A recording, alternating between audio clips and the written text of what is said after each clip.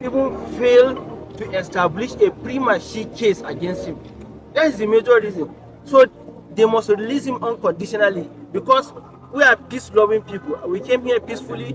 We deliver our message peacefully, and we do not intend to cause havoc or cause any violence. But if we are pushed to the wall, we don't know what some of our radical members might do. So it is incumbent on the Nigerian government and the security agencies to, without further delay, release Bello.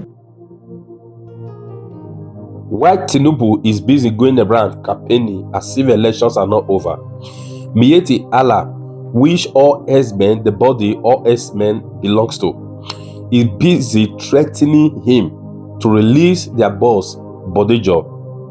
We will come back to why Bello was arrested in a moment. Tinubu was in Niger State to commission tractors, purchased by the governor. Tinubu made a statement that looked like what a candidate will say when canvassing for an election. He said he can solve the farmer herders crisis in few days if the governor provides lands. So, is it trying to blame the governor for the insecurity? Is it another blame game he's using to cover his incompetence? Is he trying to say clashes cannot stop until governors give their lands for free?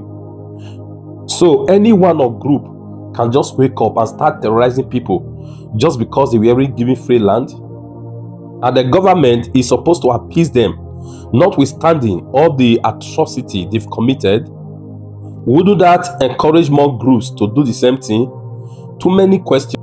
This is completely illogical. Anyways, what we have now has gone beyond more than the farmer and herders crisis. There are many instances where cows and farmers were not even involved. This is full-blown terrorism. Herders who are seeking, to feed their livestock don't, move around with automatic rifles. If it is indeed grass that they are looking for, they wouldn't need to displace entire community. They even go to the extent of renaming the occupant, an entire community. I think it is time the government call it what it is. As far as I'm concerned, this is a full-blown terrorism backed by powerful people with huge ambition. They are literally committing genocide.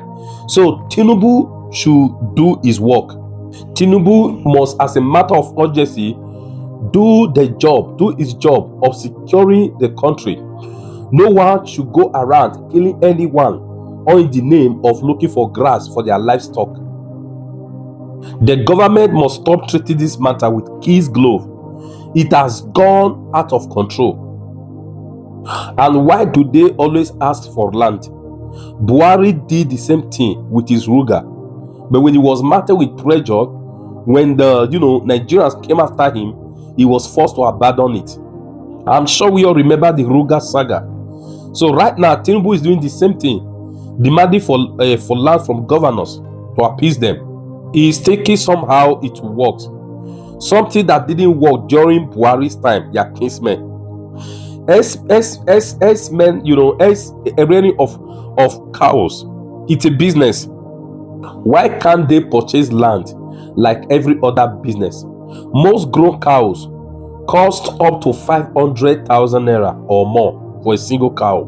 If they sell a few cows, that will be enough for them to set up to purchase a farmland where they can set up a ranch and start grazing their livestock. It is very simple. This is 2024, not 19th century. Besides, Tinubu doesn't believe it is farmer herders, it is crisis rather, going by this interview he granted in 2019.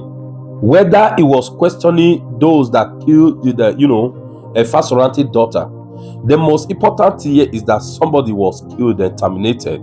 It is very, very important to deal with, insecurity immediately. They shouldn't allow it to linger more than this. If he's serious, really ready to deal with, to deal with insecurity, he must put a ban immediately on livestock herding. All livestock must be moved around with a truck. This is what a responsible government should do. Yeah, imagine employment that will be created if ranches are established. Many industries will be set up. Established one will even stop the importation of dairy. They will even add value to the byproduct that will come out from the ranches. If they are established, cow dung alone is biogas.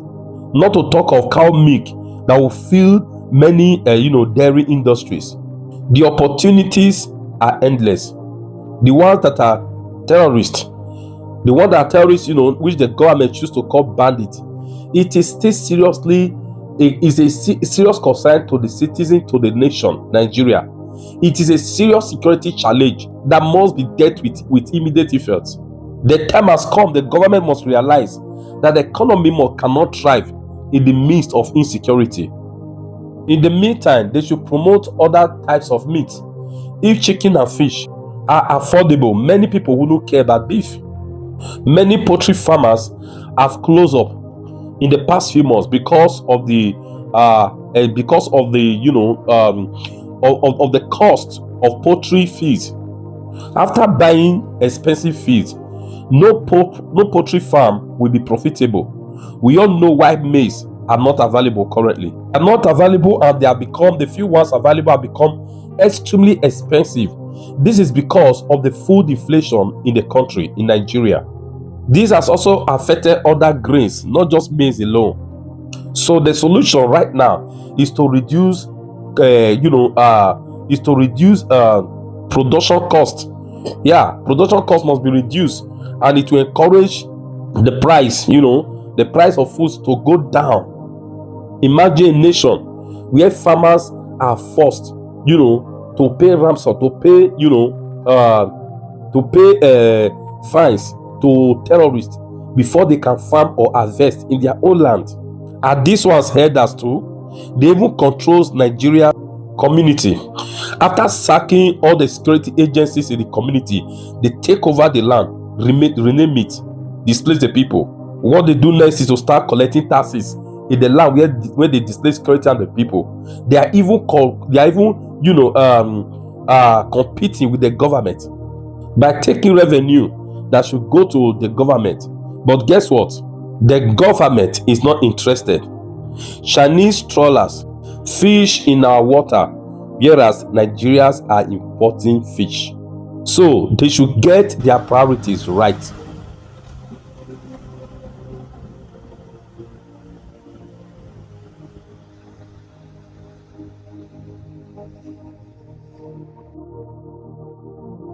The government should deal with insecurity so that farmers can go back to their farms.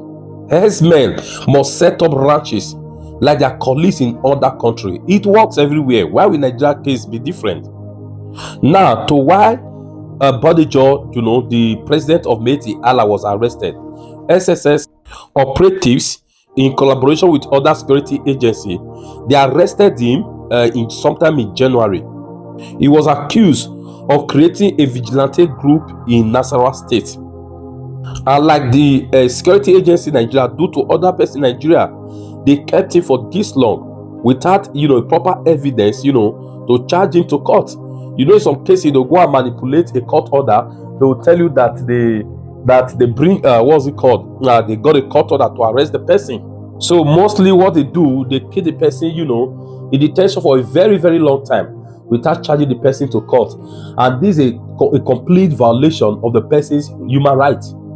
So after Bodijo waited for a few weeks to be released or charged to court, without nothing, he was still dumped in detention. He sued the SSS to court. It was nearly a month after he was arrested. He was arrested 24th of January. So the court ordered the federal government to charge him to court with these 7 days. This court order was ordered on 22nd February.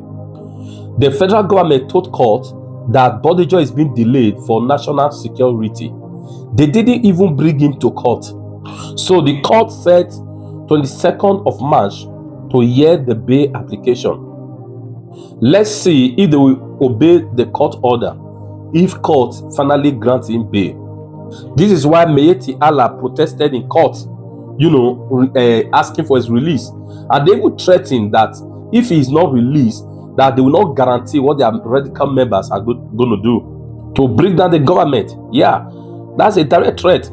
They say if he is not released, they will not guarantee what their radical members are going to do to bring down the government. As far as I'm concerned, this is a direct threat to their president, to the president, which I call illegitimate president. Is a direct threat to Tinubu and an acceptance that they have radical members, because he just said it with his mouth. These are the issues that the security agency should be preoccupied with. This guy has a few days during the past regime of Buhari. They were making all sorts of threats. The security agencies and SSS, they never saw it as anything or as a threat at that time. They've made a lot of provocative statements, like saying all lands in Nigeria belongs to the Fulanis. And they said no power can remove them from Ondo Forest. This was after the former governor gave them an ultimatum to vacate the forest. He had the audacity to challenge the governor, someone that moves with police protection. Look at the plate number in his motorcade, just like a politician, like a governor. If they can afford this lifestyle, they can actually afford to buy land and set up a ranch anywhere. Tinubu's son even visited him a few months ago. So what's changed suddenly? Is it the vigilante setup that makes SSS to wake up to their responsibility suddenly, or they want to keep him in detention indefinitely? Charge him to court if you got something against him. These people in power always make things complicated. We are not a dictator regime. We are in a democracy, for heaven's sake. You cannot just arrest somebody, detain him definitely. You don't do that. He must go to court. Court must grant that order. You cannot just arrest someone and say it is national security threat. There is no crime called national security threat. You must be specific and say this is the offense. If it's terrorism, say it and let us know. Not terrorism or not terrorism, whether the person break any law or not, charge the person to court. That is how it should be done. We are not in 1970 or 1960. If the court, deny him bail and maybe arrest and detain him and all, they can even push that the court should proscribe them. Yeah, they should proscribe, like other organizations they proscribe in the past. The SSs can never play the role of a court. They don't have that right. The law states if you arrest someone, you don't have right to detain the person, bring the person to court, tell the court what is the person's offense. That is the procedure. The court will either agree with them or disagree. They can't be judge and jury.